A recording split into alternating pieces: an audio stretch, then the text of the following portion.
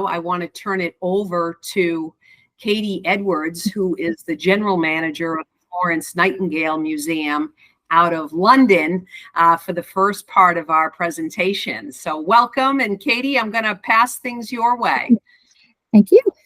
Hello, everybody. I'm really happy to be here this evening for us. I know it's lunchtime for you guys, and been working with Dina and Amber from 𝗍𝗪. So as Dina was saying, that I work at the Florence Nightingale Museum in London, where we explore, as you'd expect, the life of Florence Nightingale and other prominent nurses. So we're based in the grounds of St Thomas's Hospital, which is where Florence Nightingale established the Nightingale Training School for Nurses in 1860. You perhaps know Florence Nightingale has been very famous as the Lady with the Lamb, but of course her work extended far more than just this role, this name that she was given, which you're going to find out a little bit more about shortly. Just before I hand you over to someone far more interesting than myself, I just wanted to say that today we were doing a little bit of research, and looking back throughout archives and the history, Florence Nightingale was very much aware of the importance of sleep and rest. And her focus was on the whole patient experience, to the point where she even asked nurses, to wear skirts that were not too noisy so as to disturb and wake the patients whilst doing rounds and going through to care for their patients. So even back then, there was this care for the whole being of the patient. And I know Dina's going to talk much more about that in her part. So for now, I'm going to hand you over to someone, as I said, much more interesting than me. If you could bear with us for one moment, we're in quite a tight space. So I'm going to turn my camera off and move, and then I'm going to introduce you to our Florence Nightingale. Thank you.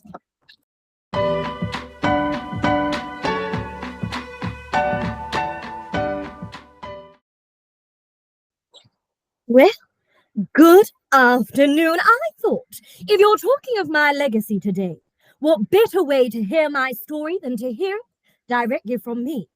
Now, I will try to be brief for you, but I shall start at the very beginning. You see, I was born a very long time ago.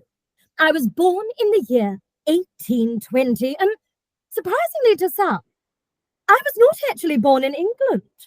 No, I was born in Italy, in the city of Florence. And yes, I know what you're thinking. Florence, born in the city of Florence.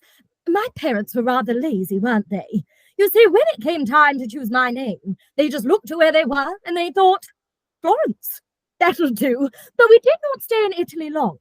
No, we travelled back home to England when I was still very young, and what a lovely childhood it was. You see, I was a very lucky child. We did not just have one home, we actually had two big houses filled with lovely things. I always had lots of dresses, I always had lovely toys, but I did not get everything that I wanted. You see, this was the Victorian times, and well, I was not actually allowed to go to school. You see, it wasn't the done thing. School at this time, it was only for the boys, and it's rather unfair, I thought. You see, I was desperate to learn. I always had books. I soon got the nickname Bookworm from my family, and well, eventually my father, he could not ignore this love of learning. He actually decided to teach me himself. I got to be homeschooled. I learned at home, and oh, that's when the fun began. I got to learn things like English and history and, oh, my favourite, of course, mathematics. I do hope there are some maths lovers there today. It was my absolute favourite, and I adored my studies, but soon those Victorian expectations came back. I was expected to learn no further and instead to get married. Now, I'm sure some of you are married, and I hope happily so, but it was not the thing for me. No, I was asked. 4 men asked me, but if I had said yes, if I had chosen to get married, I would not have been allowed to have a job. You see, at this time, I could not be married and go to work, and well, I really wanted a job. I wanted my life to have a purpose, and well, I believe that just before my 17th birthday, God actually called to me. God told me that my future was to care for other people, and I knew exactly what this meant. There was one job for me to do. I was being called to be a nurse. Now, I'm sure many of you would think that is a very good idea, yes, but unfortunately for me, my family did not agree.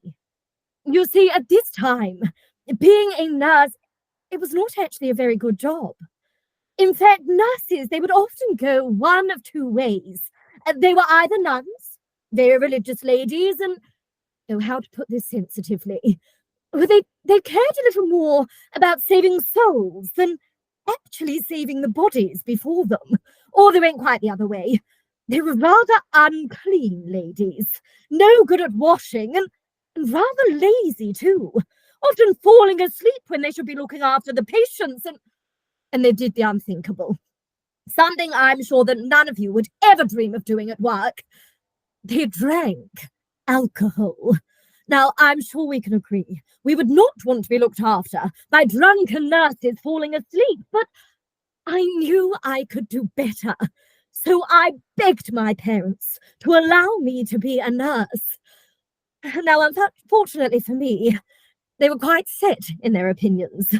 No, no, no, they said, for many, many years. And then my father, he actually tried to distract me.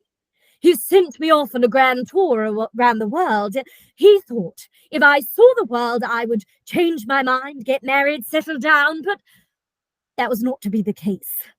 For I did not see this as a fun holiday, but this was a chance to learn more. This was my chance to study, to look at hospitals around the world and read all the books I hadn't been allowed to read at home. I learned so much on my trip, and when I finally came home, my father realized that my mind was made up. He finally agreed that I could become a nurse. He sent me off to Germany for my nurse training. I trained for the next 3.5 months.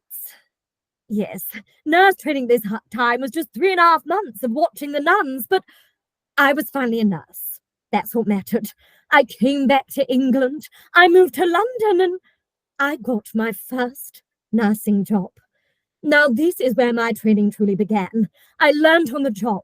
I made notes of everything I'd seen, and I soon realized that caring for a patient is just as important as giving them medicine. I realized that many of them needed a kind word. They needed to be treated like humans and not just patients. I loved my work. I felt useful, and I thought I could stay at that hospital forever. But I could not. For in 1853, the Crimean War began. Now, the Crimean War, it started with Russia and what is modern-day Turkey. But soon it was not just Turkey and Russia, but Great Britain and our friends in France too, and we sent 30,000 soldiers to go and help, but well, it had been decided that only a few doctors would be sent. Only a small amount of medicine would be packed, and that there was no need for nurses. Not one single nurse was sent to help our soldiers, and our soldiers, they did do well to begin with. They won the first battle, but some did get injured. These injuries led them to the hospitals that had been opened, and, well, hospitals with no nurses. I'm sure you don't dare imagine. They were a disaster. They did not even have enough beds for the soldiers. Soldiers were coming in injured, and they were sleeping on the hospital floor. And I should note, the doctors were doing wonderful work, but cleaning was not part of that. They did not see it as their job. These floors were filthy. They were covered in blood and sick and dirty bandages that were simply being picked up and reused on the next patient. And, well, you are educated people. I'm sure you'll realize this was no place to go and get better. And these soldiers, they weren't getting better. They were going to these hospitals, and they were actually getting worse. You see, the hospitals were filled with rats carrying germs and diseases. Injuries were getting all dirty and infected, and sadly, thousands of soldiers, they were actually dying in these hospitals. And they were not dying because of the war and their injuries. No, they were dying because of the hospitals themselves. This would not do. Word got back to England, and soon I was asked if I could help. Now, I should note the man in charge, 𝗨𝗶𝗴, he didn't actually think I'd go myself. He thought I'd stay safely at home, organised from afar, but no, that's not my style. If there is a job to be done, I would do it myself. I did take a team of nurses, though, 38 to begin with, and off we went. Now, the journey from London to Turkey at this time, it took just over 13 days. It started comfortably enough, a nice carriage ride through France, but soon we found ourselves on a rather rickety little postal boat crossing the Mediterranean Sea, and I'm not embarrassed to admit, I did suffer quite greatly from seasickness. So by the time I arrived at 𝗥𝗏𝗏 Hospital, I'm sure you will all appreciate, I just wanted a bath. I made it my mission to find some clean water as soon as I could, and, well, eventually I did find a water well. Just one for the whole hospital, and, well, when I looked inside, there was no clean water to be seen. When I looked inside the water well, I saw a dead horse. No wonder these soldiers were so unwell, drinking dirty water, and the food was no better. Rotten meat, mouldy vegetables, and I thought things couldn't get worse. And then I went inside. Oh, do forgive me for talking of this. I know it's horrible, but I do think it's important. You see, when I went inside, I realised 𝗥𝗏𝗏 Hospital had been built on top of an open sewer. Now, flushing toilets, they were still very new, but there was no such thing here. The toilets were a hole in the ground. A hole in the ground that had filled up and up and up and overflowed onto the floors. The same floors, remember, these soldiers were sleeping on. I knew things had to change.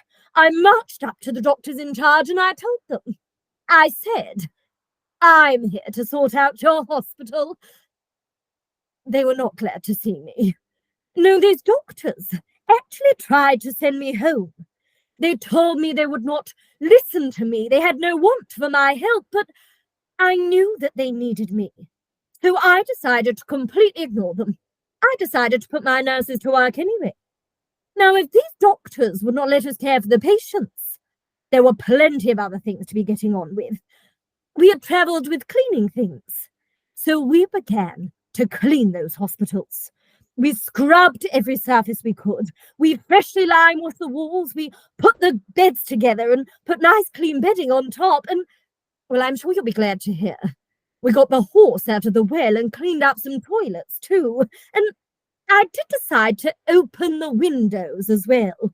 Let those bad smells out, some nice fresh air in, and, well, something wonderful started to happen. You see, surprisingly not to you, I'm sure, in nice clean hospitals, there are not so many rats carrying germs and diseases. In nice clean hospitals, injuries do not get dirty and infected, and the food does not make you sick. In a clean hospital, you have the best chance of getting better. And that's what we had given these soldiers. We managed to save lives. And soon even the grumpiest doctors, they could not ignore how useful us nurses were. We started to care for the patients then too. And care we did.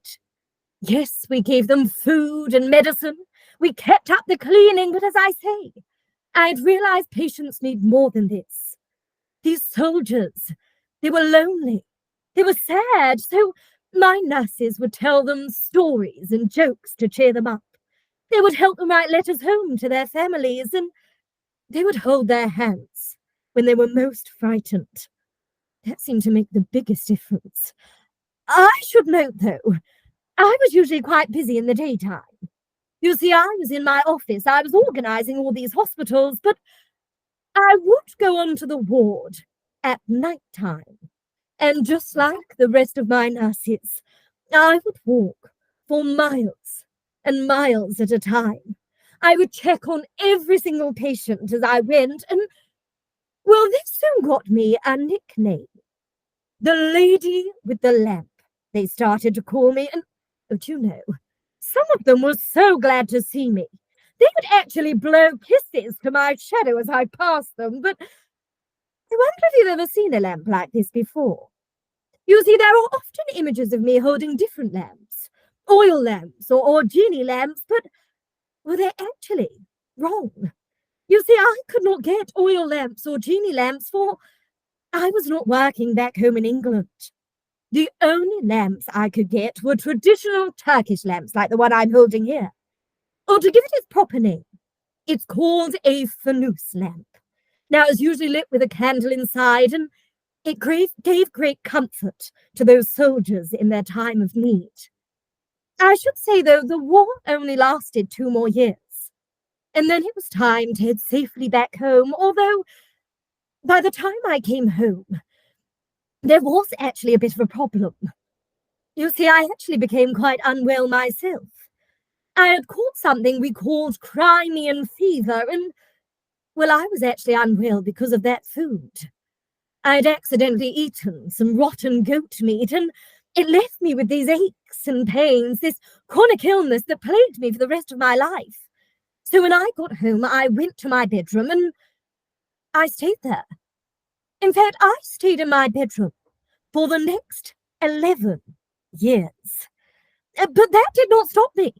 These became some of the most productive years of my life. You see, I started to write. I wrote to tell people what I'd learned during the Crimean War. I told them the importance of cleanliness and dignity for our patients. I told them how important it was for well-trained nurses to be there, and, well, once I started writing, I couldn't really stop. I wrote almost 15,000 letters in the end, and over 200 books and pamphlets. My most famous book I called Notes on Nursing, and it's never been out of publication since. Although with so much writing, I did soon realize it can be rather hard to explain yourself sometimes, particularly when talking about numbers and figures, so I came back to my love of maths. I started to create graphs and diagrams instead, to explain to people how bad the problem was, and, well, this really seemed to work. When shown in colours and shapes, it made it far more obvious to people, and it also got me very well known in mathematical groups. Now, here in London, there is a group called the Royal Statistical Society, and they actually decided to make me a fellow. I was the first woman to be given this honour, and, well, soon many people knew of my work, and the readers of the newspaper, they were awfully kind to me. They heard of my work, and they started the Nightingale Fund. Now, this money actually allowed me to open my very own school, a school for nurses, a school that actually started in the building I'm sitting in here, at St. Thomas's Hospital in London, and this was a chance for nurses to be trained properly. No 3.5 months like I had had. My nurses trained for years, with everything ticked off meticulously, and my nurses became known as Nightingale nurses, and they started to teach other nurses, and not just here in England. They taught nurses all around the world, and soon nursing had changed, from a job once only done by nuns or drunkards to a respected job, a job done by the most kind and caring in society, a job of which one should be proud to do, and, well, that is my legacy. That is how I am still remembered 204 years after I was born. You see, in the year 1910, I did eventually die, at the ripe old age of 90 years old. But regardless, I live on. My legacy is still incredibly strong. So I thank you so much for helping keep that legacy alive and listening to me this afternoon. If any of you do have any questions at all, I would be very, very happy to answer them. Diana, I'm not entirely sure the best way to do this. If people perhaps put hands up, or if there's a comments perhaps, I'm happy to take a few before I say goodbye. But thank you again for listening. Pass over to you. These lovely hearts. Thank you very much, Florence. That's intriguing and good insight and everything. Thank you. Great. So I think what we're going to do from here, we have a short presentation that we want to share with everybody. And as I mentioned, I'm Deanna, the National Sales Manager for 𝗨. And we are on a quest in this country to change the way we think about rounding and sleep and the importance of sleep from folks that may want to think about ditching the 2-hour rounding as a blanket approach for residents in skilled health communities or other long-term communities. So we just have the short presentation that we'd like to share with you. My colleague Amber is helping work the slide deck here, and we want to be respectful of your time as well. But Amber, can you go to the next slide here, please? Great. Sleep is important. I think everybody on this call will agree with that statement. And if we can have more people getting good restorative sleep, we will have better outcomes at any age, but especially for our older adults. It's critical for those folks to get a good night's sleep. Can you go to the next slide, Amber, please? I think this is just a very simple visual. In today's world, we all have a lot of information coming at us day to day. So we get up in the morning, and if you look at the file drawer cabinet on the left, if we were all paper clips and pieces of paper and file folders with all this information, by the end of the day, this stuff could all be on the floor, pieces and parts, paper clips, documents, file folders. What's really important is if we're able to get a good night's sleep, uninterrupted sleep, and have our brains go through the 4 to 5 different sleep cycles, we almost have a reset. And so this is just a visual of all the paper clips going back to the documents, and the documents being put back into the file folders, and the file folders going back in the appropriate order. And we close the drawer as we wake up in the morning and say, at least I have a reset of every day when we get good restorative sleep. That should be the goal. Amber, next slide. Some people on the call may wonder, well, what is good sleep? Good sleep, to have your brains go through all the different 4 to 5 different sleep cycles, is 7 to 9 hours with 0 to 2 minor interruptions. You might pull a blanket up and roll over. That's a minor interruption. So sleep ripples out into several things that help us: hormone regulation, cell regeneration. This one, better social outcomes for residents. If you think of our long-term care communities, and I will share with you, my grandmother was in a skilled nursing facility up in Massachusetts for about 6 years. A good night's sleep leads to residents waking up happier in the morning, more alert, more engaged. That can lead to wanting to eat when the food is served, because they're alert, as opposed to a tray being placed, or people coming even into the dining area if they're in an assisted living community, and just, I'm too tired, right? And then when they do wake up, they may snack on things versus having the nutritious meals. So better outcomes across the board, happier caregivers that it can lead to too, because the mood of the residents can be much better. Next slide, Amber, please.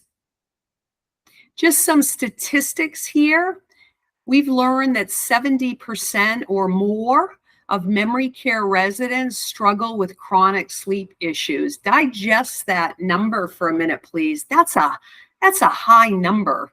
And these impacts of insufficient sleep can lead to a lot of the chronic conditions that we see with older adults: heart problems, high blood pressure, inflammation, diabetes. I mean, you can read through the list here. I'll let that just sit for a minute. But with good sleep, we may not be the cure-all for all things, but we can definitely help reduce some of these things or reduce the risk of these things. And I always think when it comes to older adults, especially that are living in communities, they're somebody's mom, they're somebody's grandmother, they're somebody's aunt, sister, brother. I mean, it goes on. And you think if we can make an impact on anybody, even if it's one, that makes a difference if it's your loved one. So it's just critical to start really thinking about the impact of sleep and doing everything we all can do who are servicing residents or older adults, or even just caring for our own loved ones at home. Next slide, Amber, please.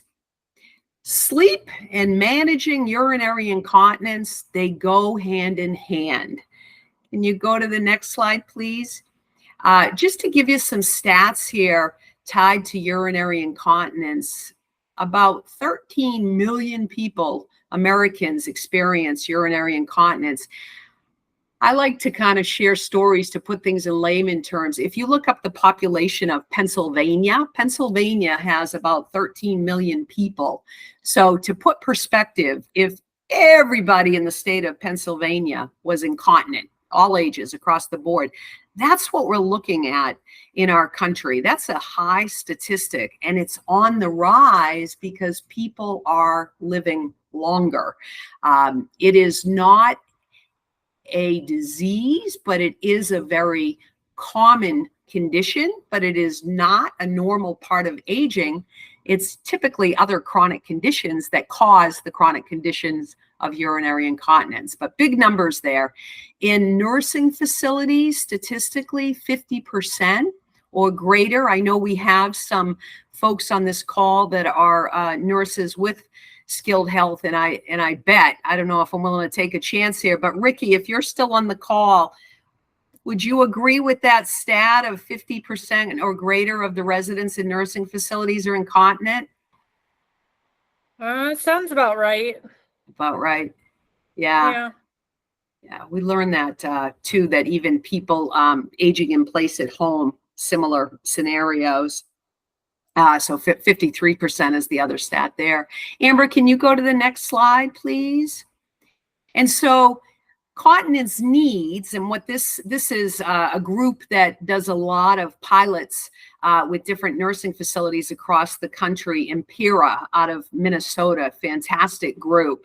But they looked at the top 10 sleep disturbances: noise, light, sleeping environment, napping medications, and we get to number 6, and it's continence needs. So it could be rounding, right, and changing folks. It could be wet sheets, soiled garments, people waking up because they feel wet.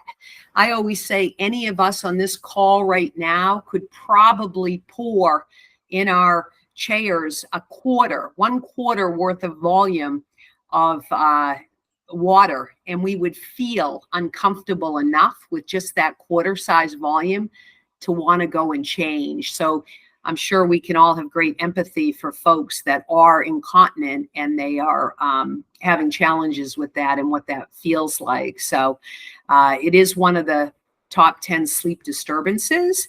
And we think that we can easily move away from this blanket approach of rounding because we have a lot of things in our favor today. This rounding, as Florence shared, stems back from the Crimean War 170 years ago. So I think it's a habit that's outdated. What advantages do we have now? Well, we have high density mattresses. Let's put a check mark. That's fabulous to help people getting better sleep. We can regulate the temperature. Is a room too warm? Is it too cool? I think we all experience this. I know I do in my home. If it's too hot, I'm waking up in the summer heat here in Florida. When I go visit up in Massachusetts, my mother's home is too cold sometimes, I'm waking up. But we can regulate those things. Lighting, big push on lighting these days, right? We're learning a lot about amber tones and the benefits. And then we have more choices with pillows and blankets. And I like to think of this too as, even something like pillows. If we even think about residents, not as a blanket approach, but I might like a soft pillow. You might like a hard pillow. Somebody likes a medium one. Someone likes different types of pillows, a queen size versus a single size. It goes on and on. But these things are important to really think about individuality for the people that are sleeping and trying to get that good sleep in communities. And then lastly, high quality incontinence products for residents. Things have changed over the years. We do have in this country now on the market better products that can help take people sleeping uninterrupted through the night. Amber, can you go to the next slide, please? And so the key to all of this is really being proactive. The fact that we have you folks on the call today is being proactive to learn about what can we do to improve care in communities and care at home and care for loved ones. So just being proactive. So a couple of things to think about. We're with 𝗨, and we have a geriatrician that we work with, Dr. Rosemary Layard, and she helped us with the acronym of our name, SENI.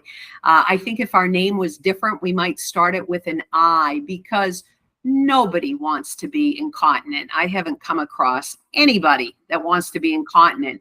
So being proactive means, are there things that we can do to improve continence first? And it could be a situation of a bladder diary or Kegel exercises. It could be reassessing, do I have enough staff that if different residents need to use the toilet at certain times, do I have the staff to accommodate that? All of these types of proactive approaches really can help take people from some level of incontinence to a less incontinent level. And that would be the goal first. Let's start there. Then if we have a demographic within that level that says, okay, well, we're still going to have this demographic that is incontinent, let's really dig in and look at some things like sizing, for example, brand to brand with incontinence products. Sizing varies. We're very focused on a person-centered approach to care. And what we mean by that is we all have different shapes, sizes, voiding patterns. So looking at someone and measuring hips and waist for a proper fit on a product is key versus looking at height and weight. So if you think in terms waist, hips, and then we have different sizing guides, as I'm sure our other competitors may have as well. But for anybody caring for a resident or a loved one, providing care when it comes to incontinence, it's very critical to look at correct sizing because it does vary. And then if you think of E, let's evaluate essentials on products. And essentials could be, is my product fully breathable? Well, what does that mean? Well, if vapors in the skin can breathe, we should never really get to the ugly of fixing wounds directly related to urinary incontinence in 2024 in this country. And yet we do. We fix a lot of wounds and we say use fully breathable, not just breathable on the wings, not just breathable in different parts of the product, but fully breathable, 100%. If skin can breathe, it should not break down. So using a product helps reduce that. And also looking at other things like inner leak guards in a product. You know, look at the products that you're using. 𝗨 products have inner leak guards. What does that mean? Well, number one, it means that hopefully those sheets are no longer going to be wet. Soiled garments should no longer be an issue. It ripples out into very, very positive effects. Evaluating things like, gee, would someone be better wearing a pull-up versus a brief versus a pad? Looking at the individual to evaluate what type of product makes sense for that person. We have had several communities that will call us. They may be caring for loved ones and residents that have dementia, and they tend to fare better using a pull-up. It feels like their own underwear. It's soft, it's comfortable, and less changes are needed in a 24-hour period, 3 to 4. So for someone with dementia that gets very stressed and worried, that resident having less changes in a pull-up is probably going to do better. So E is for evaluate the different features and evaluate looking at what type of product. There are products out there for night and day. And the quickest example, being courteous of time, I may be a resident that I call myself maybe a hybrid person, where maybe during the day, I'm okay with assistance. I can get to the bathroom during the day, and maybe I might have an accident here and there. So maybe I just need a pad, or I just need a pull-up, or I just need a product for moderate absorbency to cover me just in case. But at nighttime, when I go to bed, I may have heavy incontinence, and maybe at night I need a different type of product to cover me and make sure that I'm able to remain dry through the night. So really looking at night and day products, it does take a little bit of time to evaluate the essentials of a product, to evaluate night and day. But I tell you this, when you get it right, going forward, put a big check mark if you're that resident. We get them to sleep, and that's number one. If I'm the adult child of that resident and mom's happy, I'm happy. And you know what? That ripples out to my coworkers being happy, because when I go to work, I'm not so worried about mom, and I can enjoy day to day as well. So there's big ripple effects. Community caregivers, lots of pressure, lots of stress. If I don't have to change Mrs. Smith's sheets every single day, I'm probably a more happy caregiver, and that ripples out to my teammates and also frees up my time to spend time with the residents and our loved ones that we care and love so much about. So all these ripple out when we are proactive. Amber, next slide. And so again, tying back to the geriatrician that we work with, Dr. Rosemary Layard, I would encourage people to get familiar with her on LinkedIn, and she's just heart and head are in the right place, but lots of strategies that you can read about. Person-centered approach is critical, looking at every resident as an individual. Amber, can you go to the next slide, please? And again, I talked a little bit about this when evaluating features. It's just critical whether you're using Seni brands or if you're using other brands. I would encourage you to take a look at the products and find out, are they fully breathable? It makes a difference. Super absorbency, what does that mean? Well, we come out with a water bottle and we show a demonstration, but understanding the rhyme and reason behind the water bottle is why we do it. We bring a 16.9 ounce water bottle out with us in the field to do demos. We measure heavy incontinence, someone who voids 7 ounces or more urine in a 4-hour period.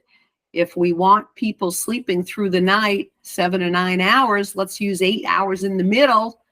7 ounces is someone with heavy incontinence in a 4-hour period. 2 4-hour periods are 8 hours. That gets us there. 7 times 2 or more is 14 ounces. If we can get that bottle into a product and have that feeling of dryness and have no leaks and have that moisture being wicked away, what we've done then at that point is we've said, hey, even the people with the heavy incontinence reap the benefit of being able to sleep through the night. So if they can sleep through the night, anybody who is less incontinent, maybe they have light incontinence, moderate incontinence, bordering moderate to heavy, they too can sleep through the night. So super absorbency is critical. Inner leak guards in a product keeps everything locked in place. And one of the other things we're doing is I would encourage you to look at your products, and in the middle of the product, you may see a different color, or if you pull it up, you will find a layer, a very thin layer. That layer is called an acquisition distribution layer. When urine comes in, based on the size, the length, the width, urine is spread to give a person a feeling of dryness. If you rip that up, if it has plastic on it, you may want to reconsider looking at alternative options, because an ADL that has a plastic backing, now you've got a private area, you have moisture, you have heat. It can become a breeding ground for two things. Heat, which can cause skin to break down in the private areas, and also UTIs. In this country, we try to fix a lot of UTIs. Women especially have shorter urethras. If you have a plastic acquisition distribution layer and urine is pooling, bacteria can go back into the bladder. Now that person can see a doctor. The doctor says, oh, it's a UTI, writes a prescription. If they come back and they sit again in that same product, we go round robin. So when a product does not have a plastic acquisition distribution layer, we reduce the risk of those UTIs, and that's why it's critical. Amber, can you go to the next slide? And just again, who benefits? Who benefits when residents are sleeping well, when you're sleeping well? We all benefit. Residents are more alert, they're engaged, they're rested, they feel good, they feel recovered, they wake up at least on a good note. Caregivers, less burnout. I think we'll all agree that we still have a challenge in this country, although I'm hearing it's getting better, knock on wood. But caregivers are tired, they're fatigued.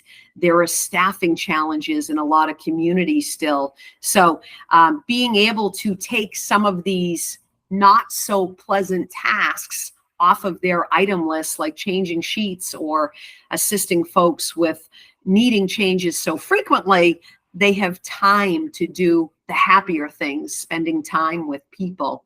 And then families.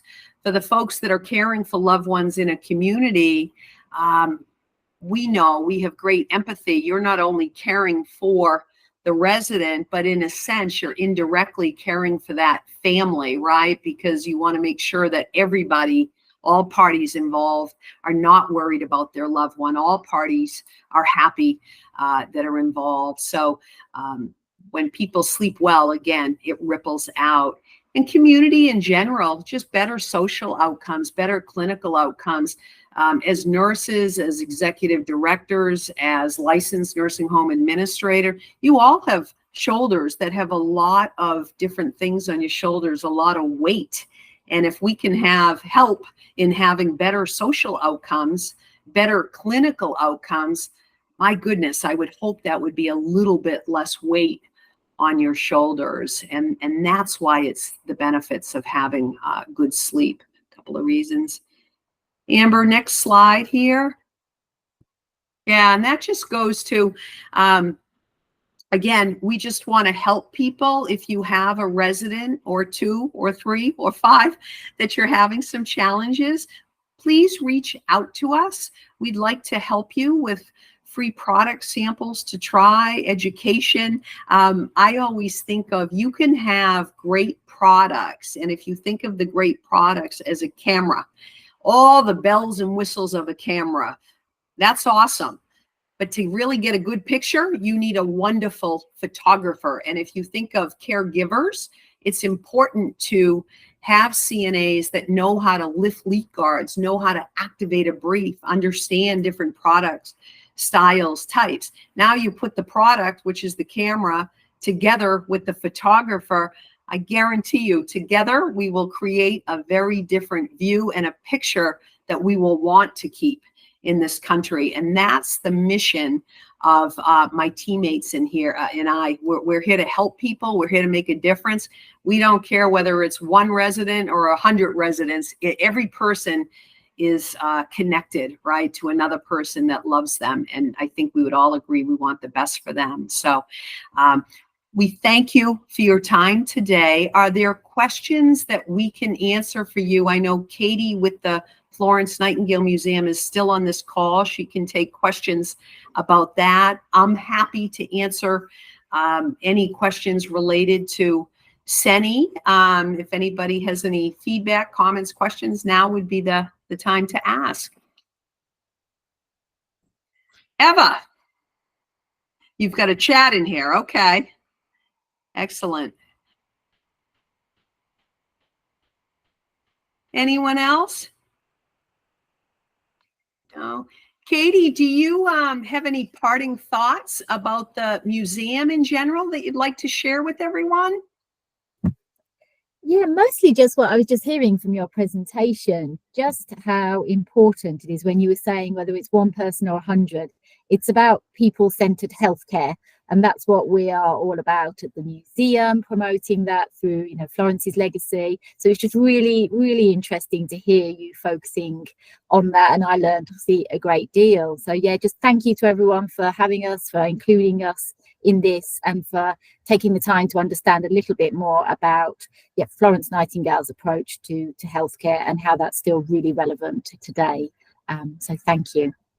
Yeah, well, thank you. We appreciate your openness to work with us. And I used to say, you know, it takes a village to provide good care. But now I say it takes a village, it takes a city, it takes a town, and now I'm going to include, it takes people internationally. But together we can do some really good things. So that's the key.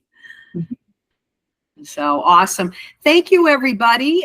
We're going to give you back a few minutes of time. We're a little bit early here, but we appreciate you coming today. And again, we'll put this up on our social media outlets. Thank you, Katie. Thank you, Amber. And thank you, Mihaela, if you're still on this call, for always supporting the different things that we do. So have a great afternoon.